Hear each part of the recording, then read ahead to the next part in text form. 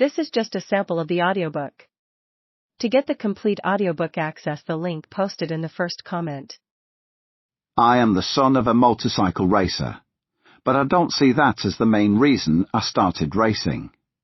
My dad's influence obviously rubbed off on me in some ways. I'd see the bikes in the shed every day. I'd sit with Dad as he worked on them, and then I'd be aware of him going away to race them. Still, I think I was too young to be really infected by it all when he was racing.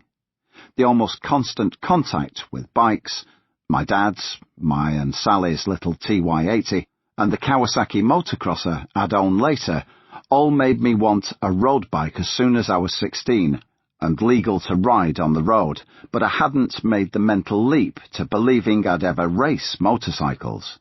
It just wasn't on my radar.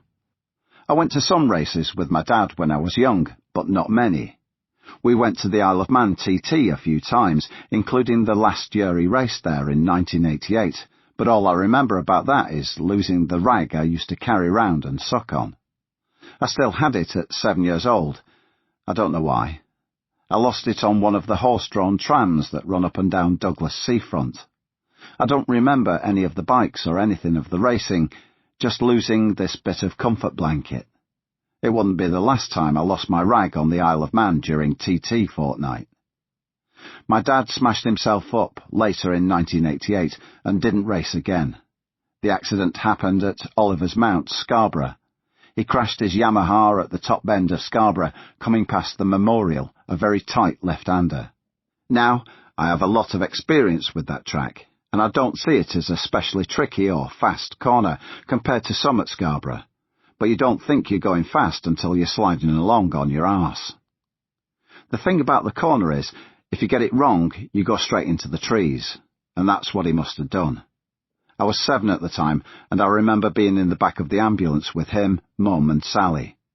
For some young kids, it might have been upsetting to see their dad laid out in an ambulance, but everything was so calm and matter-of-fact that it wasn't shocking in any way. He had badly smashed his hip.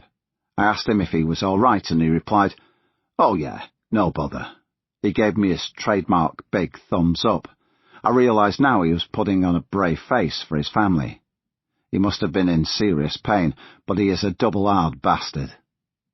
Mum wasn't flipping a lid or anything, just thinking about how she was going to cope with work, 4 small kids, and a husband on crutches for a few weeks. She never gets excited, she just gets on with it. When I saw Dad in hospital later that week, surgeons had plated up his femur with screws and brackets. The injury caused him agony for 4 years, till they gave him a false hip, a prototype stainless steel thing. I think he was one of the first in the country to have a replacement like this, and he said it was better than the original. The bike he crashed was a Yamaha FZR 750RR. Quite a rare machine, and he was offered a good deal when he bought it. This, Dad's last race bike, was Yamaha's version of the superbike of its day. 4-cylinder, 100 horsepower, if that, aluminium frame, full fairing, and trick flat-side carbs. Good for 150 mph. It was a homologation special, built by Yamaha and sold looking like a road bike with lights, but made almost exclusively for racers to buy and convert into a track bike. This was the start of the era when production bikes, proddy bikes, took over British racing. Proddy bikes have long been part of the racing landscape, but until the 1980s, the most important bikes were pure race machinery, designed and built to race, not bikes that were based on converted and tuned road bikes. Machines like Yamaha TZ750s and TZ250s.